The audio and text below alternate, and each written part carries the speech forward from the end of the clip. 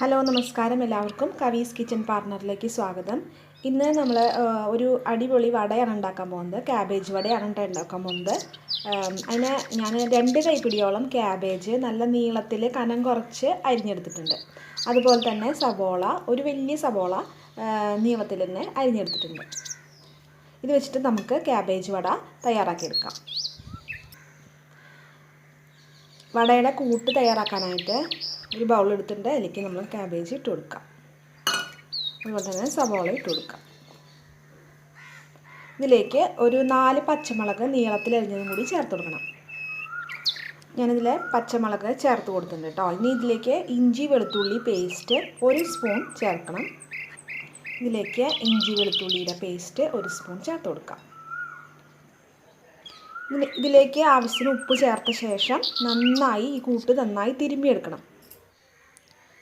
ഇതിലേക്ക് 2 സ്പൂണോളം കാശ്മീരി ചില്ലി പൗഡറാണ് ഞാൻ ചേർത്തിരിക്കുന്നത്.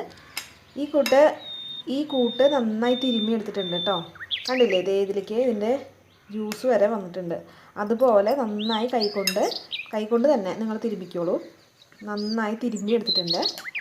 ഇതിലേക്ക് പൊടികളൊക്കെ ഇടണം.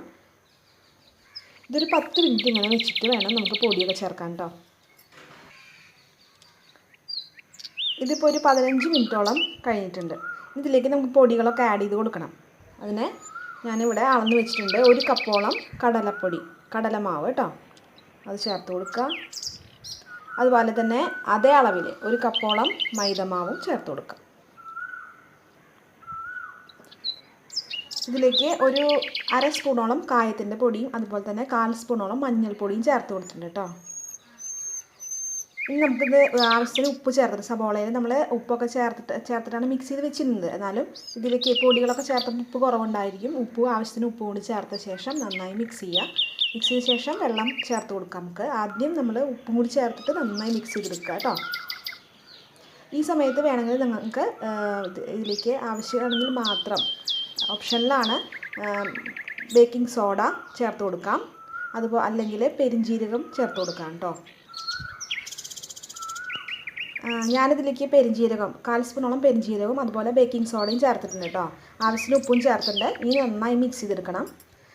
ഇത് വെള്ളം ചേർക്കാതെ നന്നായി മിക്സ് ചെയ്തെടുത്ത ശേഷം മാത്രമേ ആവശ്യത്തിന് വെള്ളം കുറേശ്ശെയായിട്ട് ഇത് ചേർക്കാവൂ. ഇത് മിക്സ് ചെയ്തിട്ടുണ്ട് കേട്ടോ, വെള്ളമൊന്നും ചേർക്കാതെ മിക്സ് ചെയ്തിട്ടുണ്ട്. അപ്പോൾ ഇങ്ങനെയാണ് വരിക. അതിനുശേഷം കുറേശ്ശെ വെള്ളം കൂടരുത്, കുറേശ്ശെ വെള്ളം ചേർത്തിട്ട് നമുക്ക് ഇത് മിക്സ് ചെയ്തെടുക്കാം. അപ്പോൾ നമ്മുടെ വടയുടെ കൂട്ടൊക്കെ ശരിയായിട്ടുണ്ട്. ഞാനിതിലേക്ക് 3 സ്പൂണ് വെള്ളം മാത്രമേ ചേർത്തിട്ടുള്ളൂ കേട്ടോ. കുറച്ചെടുക്കാനായിട്ട് 3 സ്പൂൺ വെള്ളം മാത്രമേ ചേർത്തിട്ടുള്ളൂ. ഇപ്പം എല്ലാം മിക്സൊക്കെ റെഡി ആയിട്ടുണ്ടല്ലോ. ഇനി നമുക്ക് വട ഉണ്ടാക്കിയെടുക്കാം. ഈ മിക്സ് തയ്യാറാക്കിയെടുത്ത ശേഷം നമ്മൾ ഇതിങ്ങനെ കുറേ നേരം വെക്കേണ്ട ആവശ്യമൊന്നുമില്ല. ഇനി പെട്ടെന്ന് തന്നെ തയ്യാറാക്കിയെടുക്കാം കേട്ടോ. വട ഉണ്ടാക്കാനായിട്ട് വറുത്തെടുക്കാനായിട്ടുള്ള ഓയിലൊക്കെ റെഡി ആയിട്ടുണ്ട് കേട്ടോ. നല്ല ചൂടായിട്ട് വന്നിട്ടുണ്ട്. നന്നായി എണ്ണ ചൂടായി കഴിഞ്ഞാൽ നമ്മൾ തീയെ മീഡിയത്തിലാക്കിയിട്ട് വേണം നമുക്ക് വട ഇട്ട് കൊടുക്കാനായിട്ട്.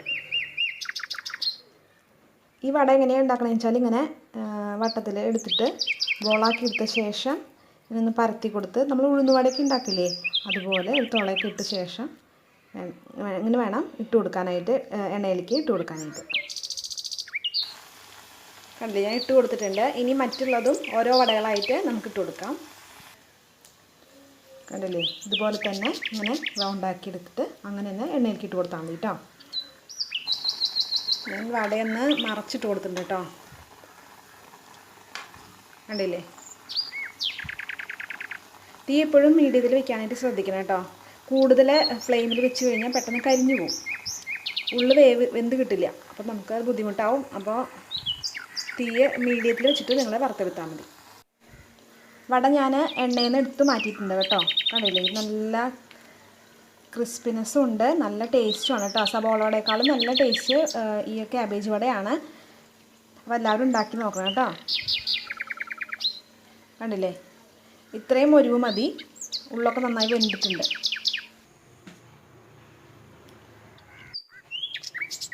അപ്പോൾ നല്ല മൊരിഞ്ഞ ക്യാബേജ് വട ഇപ്പോൾ ഇവിടെ റെഡി ആയിട്ടുണ്ട് കണ്ടോ. നല്ല ടേസ്റ്റുമാണ്, നല്ല ക്രിസ്പിനെസ്സും ഉണ്ട്. നിങ്ങളെല്ലാവരും വീട്ടിൽ ക്യാബേജ് കിട്ടുമ്പോൾ തോരൻ മാത്രം വയ്ക്കാതെ കുറച്ച് വടയും കൂടി ഉണ്ടാക്കി ട്രൈ ചെയ്ത് നോക്കണം. എന്നിട്ട് ഫീഡ്ബാക്ക് അറിയിക്കണം. അതുപോലെ നമ്മുടെ ഈ വീഡിയോസ് ഇഷ്ടപ്പെട്ട് കഴിഞ്ഞാൽ ലൈക്ക് ചെയ്യാനും ഷെയർ ചെയ്യാനും മറക്കരുത് കേട്ടോ. അപ്പോൾ എല്ലാവരും ട്രൈ ചെയ്ത് നോക്കണേ. നല്ല ടേസ്റ്റി ആയിട്ടുള്ള ക്യാബേജ് വട. അപ്പോൾ അടുത്ത റെസിപ്പി ആയിട്ട് കാണുന്നവരെ ബൈ.